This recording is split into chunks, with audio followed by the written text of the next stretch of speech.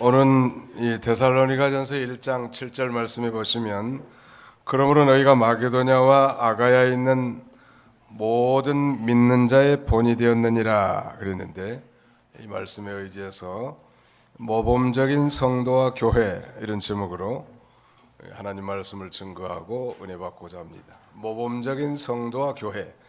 우리가 잘 아는 대로 이 데살로니가 교회는 믿음과 사랑 그리고 소망에 대한 모범을 가진 교회였습니다.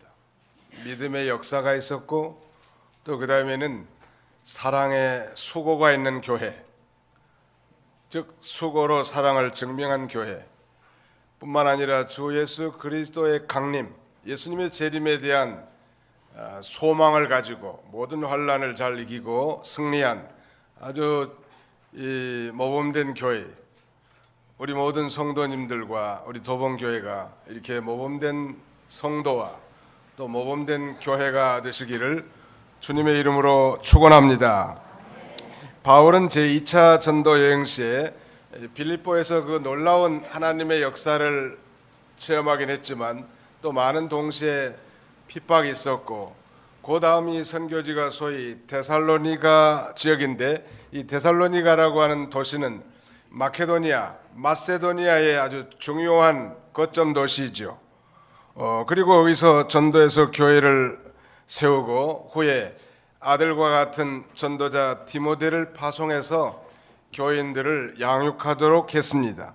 그 후에 바울이 고린도에 있을 때 디모데가 바울에게 와서 데살로니가 교회의 신앙 형편을 보고한 거예요.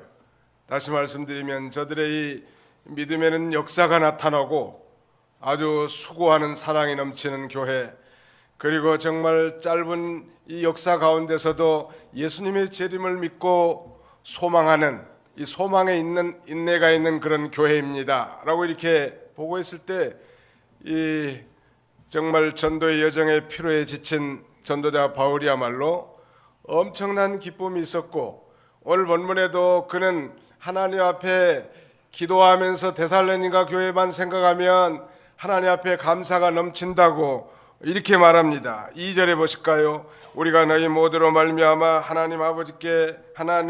하나님께 감사하며 기도할 때 너희를 기억함은, 기도할 때마다 바울 사도에게 감사가 넘쳤단 말이에요.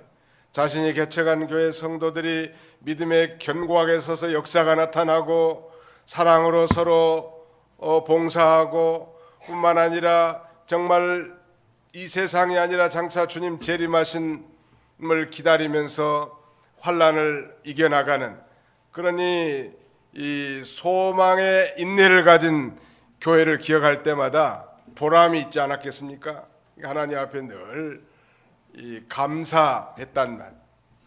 오늘도 이 목회자들이 하나님 앞에 기도할 때, 특별히 우리 모든 성도님들을 향해서 기도할 때 어떤 성도님들을 생각하면 참 감사하는 마음이 넘치고 뿌듯하지만, 또 어떤 성도들을 생각하면 안타까움이 넘쳐서 참으로 걱정되는 그런 성도들도 있단 말.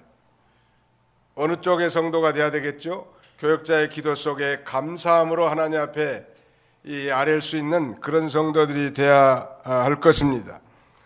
그리고 이제 이 바울 사도, 바울과 디모데, 그리고 실라라고 하는 실로아노는 이 그리스도 예수 안에서 데살로니가 교회 성도들에게 하나님의 은혜와 평강이 있도록 기원해 줍니다. 축복 기도해 준 것이죠. 자, 1절 같이 한번 읽어봅시다. 시작. 바울과 실로아노와 디모데는 하나님 아버지와 주 예수 그리스도 안에 있는 데살로니가인의 교회에 편지하노니 은혜와 평강이 너희에게 있을지어다. 은혜와 평강이 너희에게 있을지어다. 이 은혜라고 하는 건 구속의 은혜, 즉 예수 그리스도로 말미암아 모든 죄를 사함받고 새 생명을 얻은 그 놀라운 구원의 은혜가 데살로니가 교회에 넘치도록 기도해 줬을 뿐만 아니라, 이 평강은 구원받은 자의 결과로 말미암은 원수되었던 하나님과 화평을 이루고 내 심령이 참된 영적 강물과 같은 평화가 흐르는 영적 평강이 있도록 이렇게 축원해 주는 거예요. 가정의 달 마지막 주일은 오늘 우리 도봉교회 모든 성도들과 가정 위에 하나님 아버지 은혜와 평강이 그리스도 예수님 안에서 여러분 가운데 충만하시기를 축원합니다. 자, 그렇다면 우리가 모본을 삼고 있는 데살로니가 교회 성도들과 그 교회의 모범 세 가지는 무엇입니까? 우리가 다 잘 아는 내용이지만 우리 주보 순서지를 보고 한번 따라서 읽어보도록 하겠습니다. 데살로니가 성도와 교회의 세 가지 모범된 증거 따라서 합시다. 믿음의 역사가 있음, 사랑의 수고가 있음, 소망의 인내가 있음. 네, 저는 이 말씀을 준비하면서 우리 모든 성도들과 가정 그리고 우리 교회가 이렇게 믿음의 역사가 있고 또 사랑의 수고가 넘쳐나고 그 다음에는 이 세상 것으로 말미암아 울고 웃는 존재들이 아니라 정말 산소망, 영원한 소망을 가지고 이 땅에서 닥치는 모든 고난과 환난, 질병과 역경을 넉넉하게 참고 승리하는 그런 교회가 되기를 간절한 마음을 갖게 됐습니다. 자, 구체적으로 살펴보면 믿음의 역사가 있음, the work produced by faith, 믿음으로 생산된 일, 행위. 이 역사라고 하는 건 말하자면 행위나 행함, 일, 그리고 다른 말로 역사라고 할 수 있는데요. 우리가 잘 아는 대로 하나님께서는 믿음이 없이는 하나님을 기쁘시게 할 수 없다고 히브리 기자는 그렇게 증거하지 않습니까? 믿음이 없이는 하나님을 기쁘시게 못하나니, 이 말의 역설적인 표현은 하나님은 믿음의 행위를 기뻐하신다는 것. 우리가 다 부족하고 허물이 많은 자들이지만 하나님은 그 믿음을 아주 귀중하게 보시는 거예요. 사실 야곱과 예서 두 사람 가운데 누가 더 인간성이 좋고 남자답냐고 질문한다면 믿음 있는 사람은 당연히 예서를 꼽을 거라고. 야곱은 좀 남자답지가 못하고 간사하고 약사 빠르단 말. 어머니 리브가의 치맛자락을 잡고 뱅뱅 돌면서 형이 잡아온 사냥감 먹이나 먹는 나약한 인생이요. 그러나 아주 중요한 것은 야곱에게는 믿음이 있었어요. 하나님의 거룩한 언약에 참여하고자 하는 열정과 소망이 있었습니다. 하나님 나라에 대한 위대한 비전을 바라봤단 말. 믿음을 하나님이 기뻐하시는데요. 오늘 우리 구원받은 성도라면 당연히 죽은 다음에 천당 가는 것은 따놓은 당상 아니요? 나는 예수를 믿었으니까 이제 구원받았고 천당 간다. 그러나 이 세상에서는 내 제주껏 살아야지.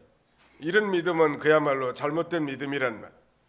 예수 믿고 구원받아 천국 백성이 됐지만 그러나 이 세상에서도 우리가 이제 믿음으로 사는 거예요.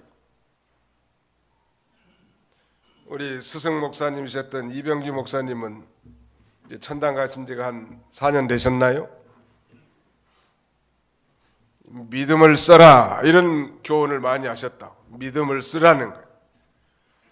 믿음을 쓰라는 건 도대체 어떻게 쓰라는 건가? 망치면 때려 박기도 하고 낫이라면 자르기도 할 텐데 믿음을 쓰라는 건 도대체 뭐냐는 말이에요.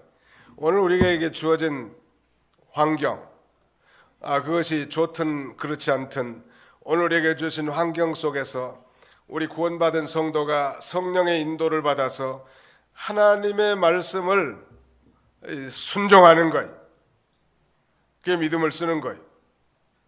믿음을 쓰다 보면 환난과 핍박과 고난이 있을 수 있지만 믿음을 쓰면 역사가 나타나는 거예요. 믿으시기 바랍니다. 이 세상에서도 믿음으로 살기를 원하신단 말. 그렇지 않으면 그건 이중생활이고 참 믿음이 아니지요. 이 데살로니가 교회는 믿음 있는 교회라고 말하지 않고 믿음의 역사가 있는 교회다 이렇게 표현해놨는데, 바로 말씀드린 대로 역사라고 하는 건 행함이란 말. 야고보 선생은 이 행함이 없는 믿음은 무슨 믿음이니라? 죽은 믿음이니라. 그렇게 말하는 거예요. 내 형제들아, 만일 사람이 믿음이 있노라 하고 행함이 없으면 무슨 유익이 있으리요? 그 믿음이 능히 자기를 구원하겠느냐? 이 말씀을 들으면 자칫 행함이 우리 구원의 조건처럼 들립니다만 전혀 그런 건 아니고, 야고보 선생의 차원은 한 차원 위라는 말. 믿음으로 우리가 의롭게 되고 믿음으로만 구원을 받지만, 참으로 믿음으로 구원받은 참신자라면 참된 행위의 열매도 당연히 맺힐 수밖에 없음을 말한 것입니다. 그리고 예를 듭니다. 아브라함이 독자 이삭을 바친 것은 그 안에 정말 생명 있는 믿음이 있었기 때문에 가능한 것이고, 기생 라합이 정탐꾼 소위 스파이를 숨겨준 것 행위도 그가 이 상처나지에 오직 하나님만이 참신이라는 믿음이 있었기 때문에 그 하나님 나라에 참여하고자 하는 마음으로 이 정탐꾼을 숨겨졌다고. 참된 믿음은 참된 행위가 뒤따름을 이렇게 역설적으로 설명하고 있는 것입니다. 믿음이란, 한번 따라합시다. 믿음이란 하나님과 하나님의 말씀을 마음으로 믿고 몸으로 순종하는 것입니다. 믿음이란 하나님과 하나님의 말씀을 마음으로 믿고 몸으로 순종하는 것입니다. 시작. 믿음이란 하나님과 하나님의 말씀을 마음으로 믿고 몸으로 순종하는 것입니다. 금방 잊어버렸어. 우리 교회 성도들의 IQ 수준이 어느 정도인지 좀 금방 드러나네. 한번 더 해봅시다. 믿음이란 하나님과 하나님의 말씀을 마음으로 믿고 몸으로 순종하는 것입니다. 시작. 믿음이란 하나님과 하나님의 말씀을 마음으로 믿고 몸으로 순종하는 것입니다. 네, 그게 바로 믿음이요. 믿음이 없이는 기쁘시게 못하나니 하나님께 나아간 자는 그가 계신 것과 자기를 찾는 자들에게 상 주시는 이심을 믿어야 할지니라. 어디에 우리가 있든지 하나님이 계시다는 걸 인정하고 믿고 그 하나님 앞에 사는 자를 하나님이 기뻐하신다는 거예요. 예배당에서는 거룩한 척하고 믿음 있는 척 하는데 바깥에서는 전혀 다른 인간 모습으로 바뀐다면 그건 진정한 믿음이 있다고 말할 수 없지 않겠습니까? 무소부지하신 하나님이신데 어디에나 하나님이 계신 줄 믿고 그 하나님 앞에서 살란 말. 언제나 누가 감독자가 따라다닐 수도 없고 구역장을 보낼 수도 없고 어떻게 사는지 자기가 하나님 앞에 보이지 않는 하나님을 보는 것처럼 벌벌 떨면서, 아니 정말 하나님이 기뻐하신 뜻을 순종하며 살 때 그 사람을 통해서, 아니 그런 교회를 통해서 역사가 나타나는 것.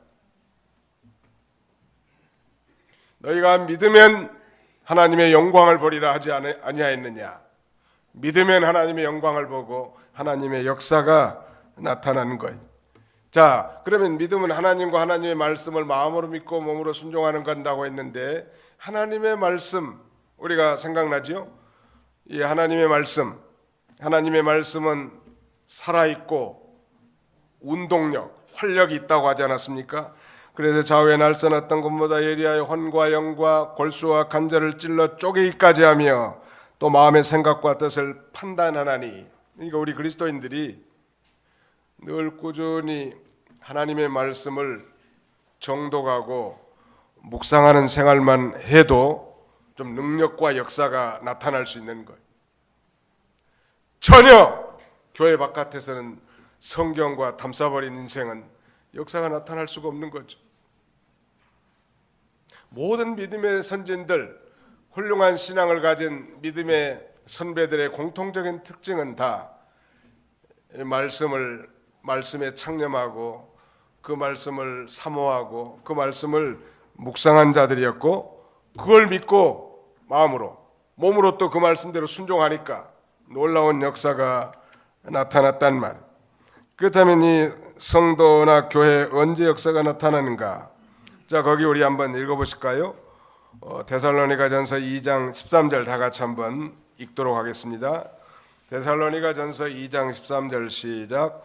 그러므로 우리가 하나님께 끊임없이 감사함은 너희가 우리에게 들은 바 하나님의 말씀을 받을 때에 사람의 말로 받지 아니하고 하나님의 말씀으로 받음이니 진실로 그러하다. 이 말씀이 또한 너희 믿는 자 가운데서 역사하느니라.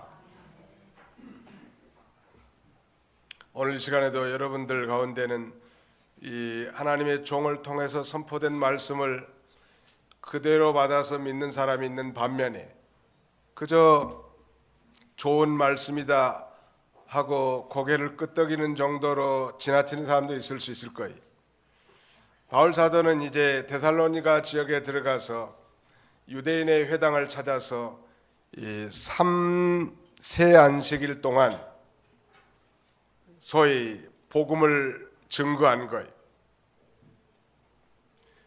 그런데 놀랍게도 거기에 헬라의 많은 사람들과 이 기부인들이 바울이 안식일에 증거한 이 복음을 받아서 그대로 믿었는데 그 이유를 지금 설명한 거예요. 즉 바울이 증거한 하나님의 말씀을 사람의 말로 받지 않고 하나님의 말씀, 즉 자기에게 직접 주신 하나님의 말씀으로 받았기 때문에 그 믿는 자 가운데 역사가 나타났다는 거예요. 그러면 바울 사도는 무엇을 증거했을까요?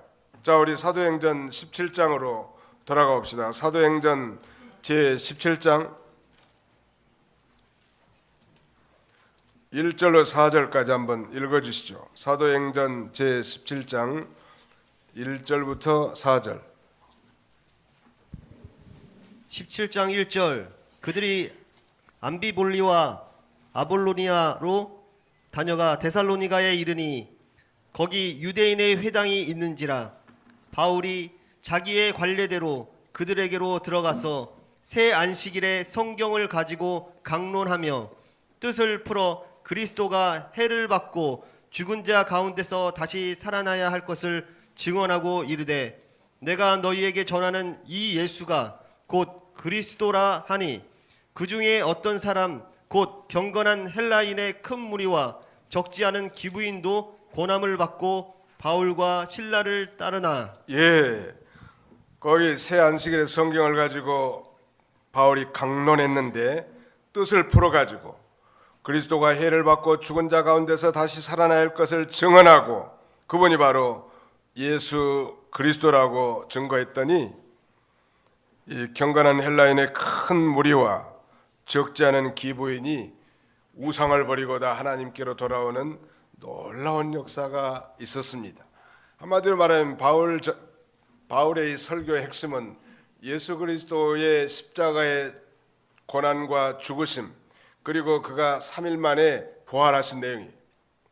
사랑하는 성도 여러분, 하나님은 우리 인류를 사랑하셔서 지금부터 2000년 전에 이 독생자 성자 되시는 예수 그리스도를 인간의 몸을 입혀서 동정녀에게 잉태하게 합니다. 즉 동정녀 마리아의 태를 빌려서 성령의 권능으로 잉태케 하셔서 이 땅에 강탄하셨는데 그의 강탄의 목적은 우리 인간의 죄를 대신 짊어지시고 그 죄값으로 말미암은 저주의 죽음을 죽기 위해서 오신 거예요. 죽음으로 끝난 것이 아니라 그분은 하나님이시기 때문에 죽은 자 가운데서 3일 만에 부활하심으로 믿는 모든 자들에게 부활의 생명, 즉 영원한 생명을 주셨단 말이에요. 이 놀라운 사실을 바울이 성령과 능력과 큰 확신으로 증거했는데 놀랍게도 이 데살로니가 지역의 많은 사람들이 예수를 자신의 구주로 영접하고 구원받는 역사가 나타났고 그래서 이 데살로니가 교회가 세워진 거예요. 사실은 굉장히 짧은 기간이죠. 새 안식일이면. 그럼에도 불구하고 이 짧은 이 설교를 듣고도 그들의 심령이 성령으로 역사해서 감동을 받고 복음이 믿어져서 소위 놀라운 아름다운 교회가 세워지게 된 것입니다. 그런데 거기서 끝난 게 아니라 그 교회에 믿음의 역사와 사랑의 수고 그리고 소망의 인내가 나타났다는 거예요. 참 대단한 거 아니겠습니까? 오늘 우리도 이 설교 시간에 그저 한번 지나가는 말씀으로 받는 게 아니라 그 말씀을 사모하는 마음으로 성령 안에서 받으면 우리 속에서도 역사가 나타난단 말이에요.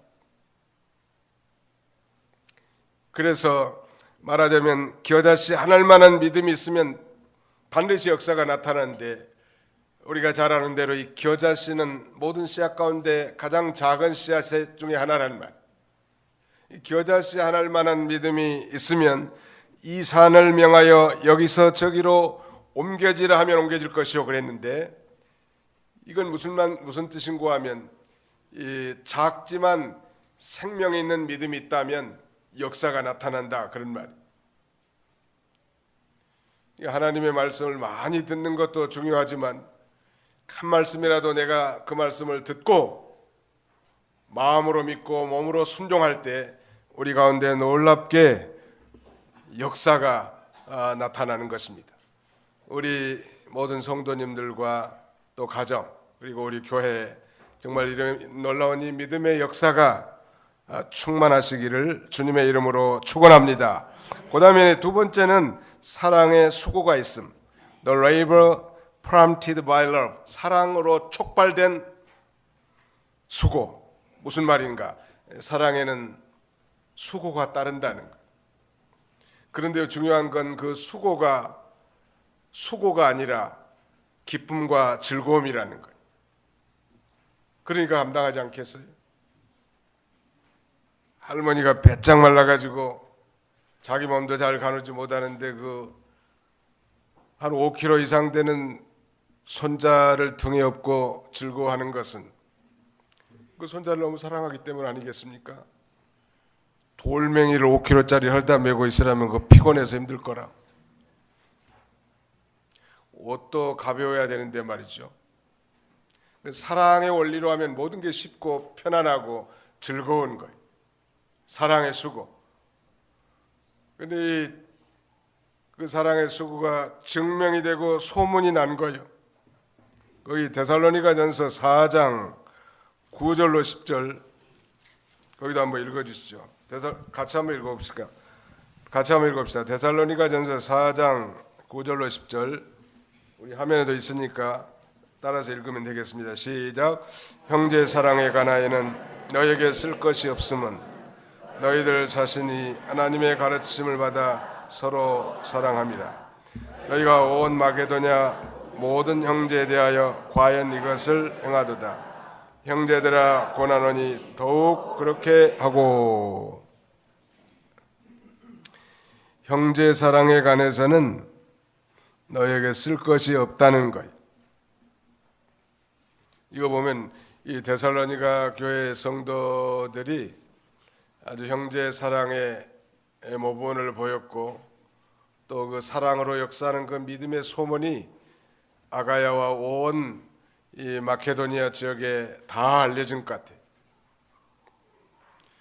우리 총회 안의 교회들 가운데서도 그 참 특별히 부흥하는 교회라든지 또 특별히 선교에 열중하는 교회 또 섬기는 교회 이런 교회들 있는데 많은 그 교회들이 다 알아주고 인정하지 않습니까?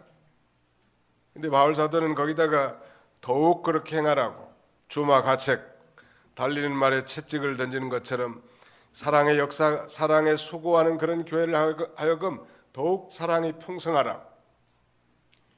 이제 마케도니아와 아가야 전체 우리도 마찬가지입니다. 교회 안에서 형제들을 사랑할 뿐만 아니라 그리스도 안에 있는 모든 형제들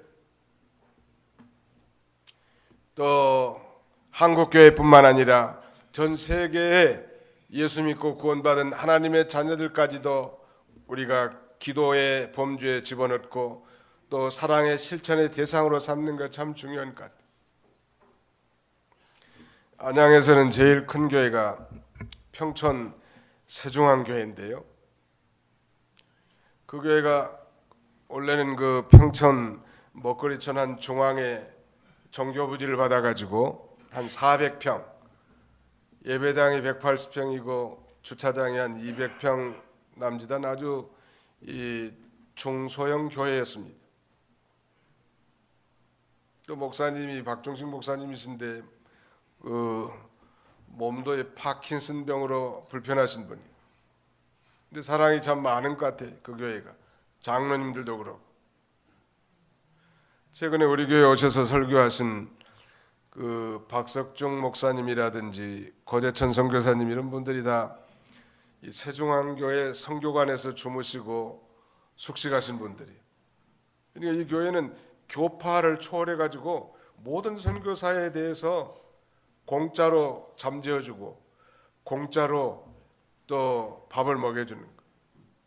참 그렇게 하기 쉽지 않아요. 한국에서 파송된 모든 선교사들이 오기만 하면, 신청만 하면 자기 교회에서 다 숙식을 제공해 주는. 참 그 마음이 넓은 것 같아.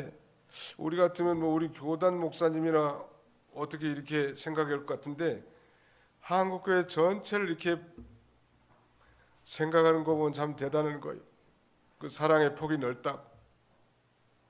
그래서 그 교회가 엄청나게 부흥해 가지고 여기 공단 부지 오뚜기 식품 공장을 매입해 가지고 리모델링해서 들어갔는데 그 교회가 판 이 구교회를 제가 거기 안양에서 심호할 때 인수를 했었습니다. 근데 참 그 배울 점이 많은 것 같아요. 이 사랑의 수고를 그 경계선을 많이 넓혀놨단 말. 우리 교회 교인들만 사랑한 게 아니라 한국 교회 전체들을 사랑하는, 또 전 세계에 파송된 그 선교사들의 심정을 헤아리고 사랑을 나눌 수 있다면 얼마나 좋겠냐는 말. 그런 면에서 바울 사도는 더욱 아주 사랑이 풍성한 교회가 되도록 이렇게 권면하고 있습니다. 이 사랑의 수고라고 하는 건 사랑을 위해서는 상당한 대가를 지불하는 것인데 그 대가가 노력이나 봉사, 구제나 헌신일 수도 있지만 어떤 형태로든 바로 희생이든지 동반된다는 것. 또 하나님께서는 우리 성도가 사랑으로 성도를 섬긴 거 다 기억하시고 결코 잊어버리지 않으시죠. 자, 거기 히브리 6장 10절 한번 읽어주시죠. 히브리서 6장 10절. 6장 10절 하나님은 불의하지 아니하사 너희 행위와 그의 이름을 위하여 나타낸 사랑으로 이미 성도를 섬긴 것과 이제도 섬기고 있는 것을 잊어버리지 아니하시느니라. 예, 우리 하나님은 의로우신 하나님이시기 때문에 우리의 행위와 주님의 이름을 위해서 나타낸 그 사랑으로 성도를 섬긴 것, 그리고 이제도 섬기고 있는 것을 다 기억하시고 하나님이 신령한 것으로 또 장차 영원한 상급으로 보상해주고 갚아주시겠다는, 이 땅에서 우리가 다 보상을 받지 못한다고 해도 낙심할 거 없어요. 왜? 하나님이 다 기억하고 계시기 때문에. 이 주님의 이름으로 소자에게 냉수 한 그릇이라도 대접한 자의 상이 결단코 잊어버리지 않는다고 하지 않았습니까?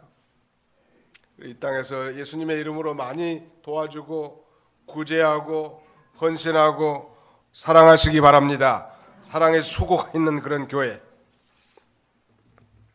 사랑이 뭘까요? 사랑해보지 않은 사람이 하나님을 사랑할 수 있을까? 그것은 쉽지 않을 것 같아요. 정말 사랑해본 사람만이 하나님을 사랑할 수 있을 것 같아요. 에릭 프롬이라고 하는 사람은 그의 저서 The Art of Love라고 하는 사랑의 기술이라는 책에서 사랑의 특징 5가지를 언급하고 있는데요.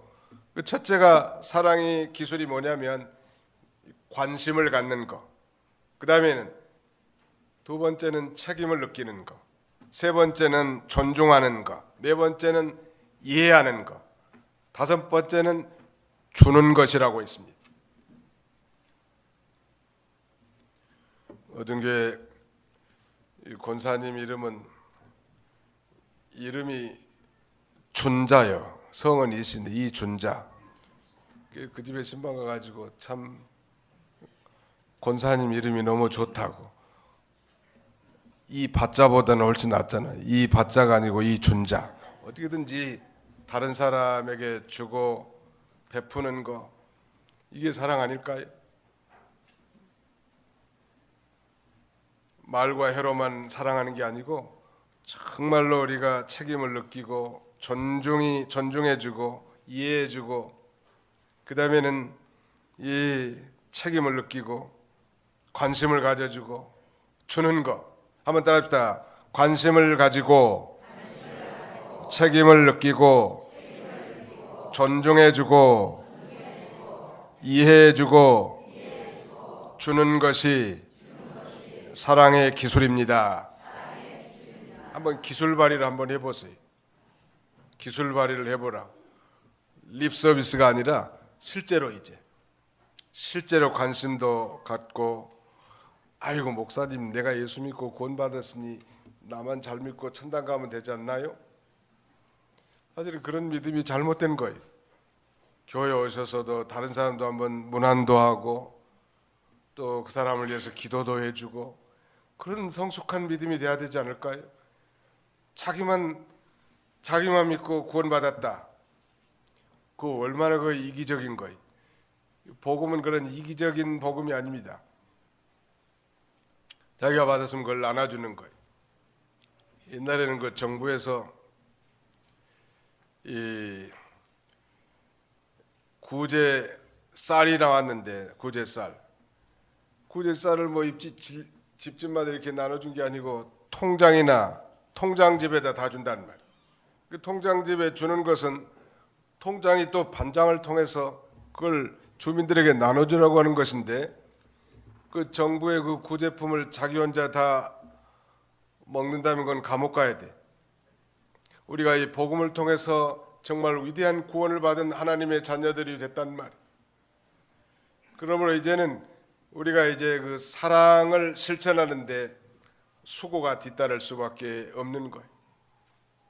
내 물질에 손해가 나고 내가 정말 피곤할 정도로 힘이 들고, 그 다음에는 다른 사람들에게 정말 모욕과 창피를 당하면서까지 복음을 전하는 행위, 그게 사랑이죠. 진정으로 사랑하면 육신적인 사랑이라도 사랑하는 자를 위해서 수고하는 것이 힘들지 않아요. 즐겁다. 성경에는 야곱이 라헬을 사랑했기 때문에 7년을 수일같이 여기더라, 이런 표현이 있습니다.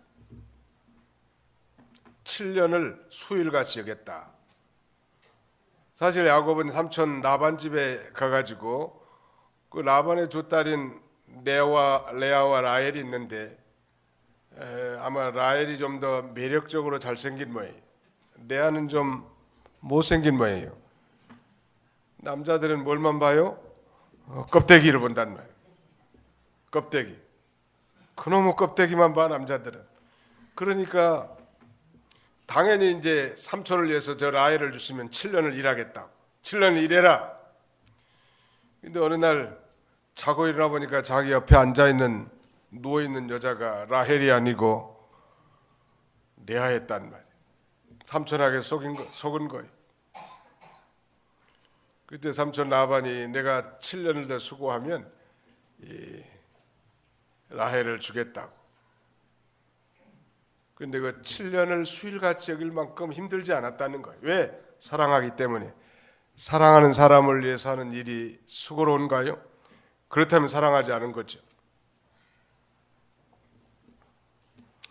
하나님께서는 우리를 너무너무 사랑하시기 때문에 독생자까지도 아끼지 않으셨죠. 그래서 우리를 향하신 자기의 사랑을 확증하셨다고 성경은 증거합니다. 우리가 아직 죄인 되었을 때 그리스도께서 우리를 위하여 죽으심으로 우리를 향하신 자기의 사랑을 확증하셨느니라. 또 바울 사도는 교회 성도들을 너무너무 사랑하기 때문에 그들을 위해서 받는 괴로움을 기뻐하고 그리스도의 남은 고난을 그의 몸된 교회를 위해서 자기 육체에 채운다고 말하고 있습니다. 사랑의 수고. 어떻게 이 짧은 기간 동안 복음을 듣고 형성된 이 데살로니가 교회에 이런 놀라운 사랑의 수고의 열매가 맺힐 수 있었을까? 물론 하나님의 성령의 큰 역사이기도 합니다만 참 대단한 거예요.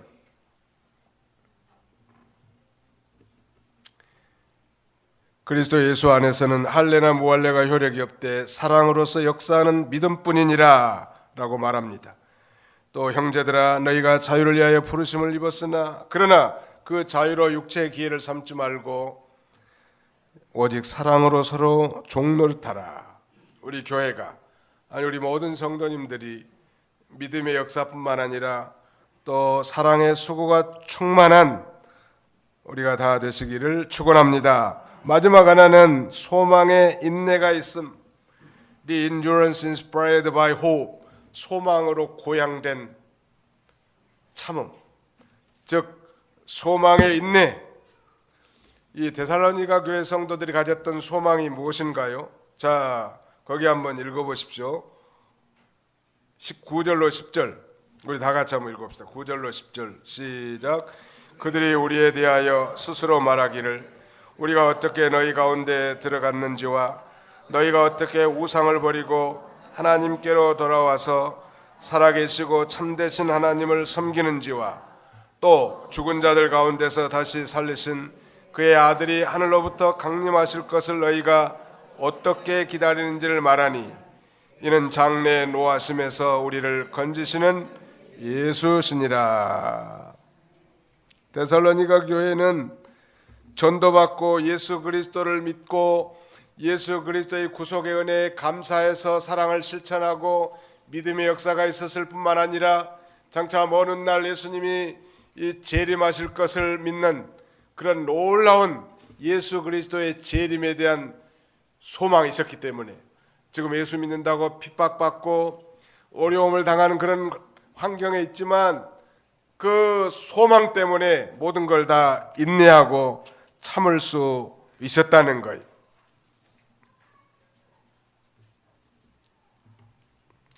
이 모범적인 성도와 교회는 이 소망이 있는 거예요. 우리의 소망은 견고한 소망이고 베드로 사도가 얘기한 것처럼 산 소망이란 말. 어떤 분은 그러더라고. 안 믿는 사람의 소망은 송곳 소망이고 믿는 자들의 소망은 나팔 소망이라는 거. 왜냐하면 안 믿는 사람들의 소망은 점점점 줄어들다가 죽음과 함께 모든 것이 다 없어져 버린단 말. 그러니까 송곳처럼 가늘어져서 없어져 버리는. 그러나 예수 믿는 사람의 소망은 처음에는 정말 희미하고 보이지 않지만 점점점 나팔처럼 커져 나가는 거예요. 그리고 확실하게 이루어질 것입니다. 이런 확실한 소망이 그들의 삶에 영향력을 미쳤고 환난과 고난 가운데서 자기들을 잘 참게 했을 뿐만 아니라 또 이런 소망이 있는 사람들은 자신을 깨끗게 해나가는 것입니다. 성경은 잠언 10장 28절 11장 7절 14장 32절 이렇게 말합니다. 의인의 소망은 즐거움을 이루어도 악인의 소망은 끊어지느니라. 악인은 죽을 때 그 소망이 끊어지나니 의인은 그의 죽음에도 소망이 있느니라. 의인은 죽음에도 소망이 있단 말이에요. 우리의 소망이 무슨 소망인가? 예수 그리스도의 부활의 소망, 예수 그리스도의 재림의 소망, 예수 그리스도 재림할 때 우리 부활의 소망, 또 장차 하늘나라에 가서 영원히 살 소망. 이 소망이 있으면 잘 참아져요. 우리 아이들 열심히 공부하는데 소망이 있기 때문에 그렇게 하지 않겠습니까?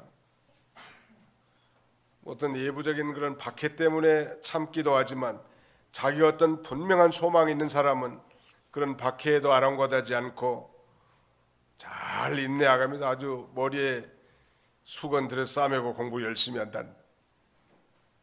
지금은 전셋집에 작은 칸 한 칸에 살지만 그래도 아파트 한 칸 분양받아 놓은 사람은 앞으로 이 좋은 아파트에 살 소망이 있기 때문에 현재 좁고 비좁고 힘든 이 새방살이에서도 잘 견딜 수 있는 거예요. 소망이 중요한 것 같아요.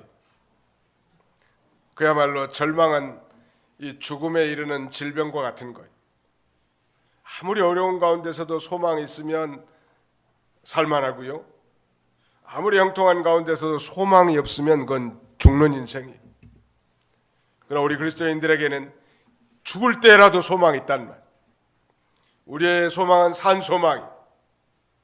보이는 것은 잠깐이요 보이지 않는 것은 영원함이라. 영원한 소망이. 또 우리에게 반드시 그대로 나타날 소망이. 그러므로 우리에게 닥친 어떤 어려움과 고난도 우리가 넉넉하게 잘 참고 이겨나갈 수 있습니다. 방백들을 의지하지 말며 도울 힘이 없는 인생도 의지하지 말지니 야곱의 하나님으로 소망을 삼고 여호와 하나님으로 그 소망을 삼는 자는 복이 있도다.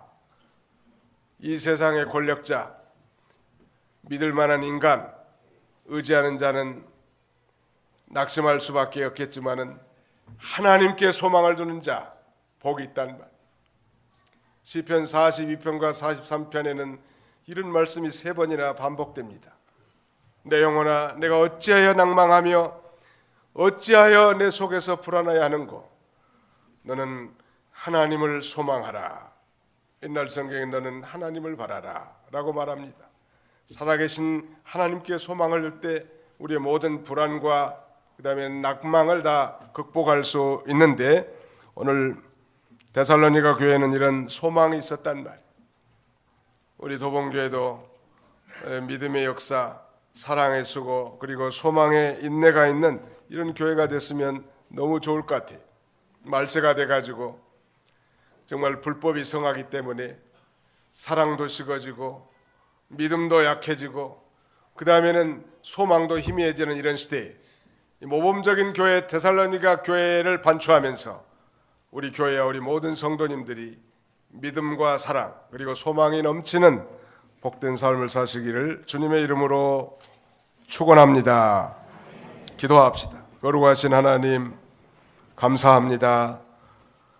한 주간 동안도 주님의 은혜의 날개 아래 품어주셨다가 원근각체에 사랑하는 성도들 다시 불러 모으시고 오늘도 이렇게 신령과 진정으로 예배드릴 수 있도록 은혜 주심을 진심으로 감사하고 감사를 드립니다. 데살로니가 교회는 새 안식일 동안 이 짧은 기간에 복음을 전해받았지만 그리고 사시고 참되신 하나님 앞에 우상을 버리고 다 돌아와 놀라운 믿음의 역사와 사랑의 수고 그리고 소망의 인내가 있었다고 했습니다. 자비로우신 아버지 하나님, 우리도 언제 어디서 어떤 환경과 사건에 처한다 할지라도 하나님과 하나님의 말씀을 마음으로 믿고 몸으로 순종함으로 모든 믿음의 역사가 나타나고 우리도 그들과 같이 사랑의 이 지경이 넓어지게 해주시고 또 장차 이제 예수 그리스도가 재림할 것인데 예수 그리스도가 재림할 때 우리가 영광 가운데 부활하고 주님을 상봉할 이 소망이 우리의 현실의 모든 삶을 타개하고 인내하고 참고 참으로 기쁨과 즐거움으로 통과하는 그런 저희들이 다 되게 하여 주시옵소서. 예수님의 이름으로 기도하옵나이다. 아멘.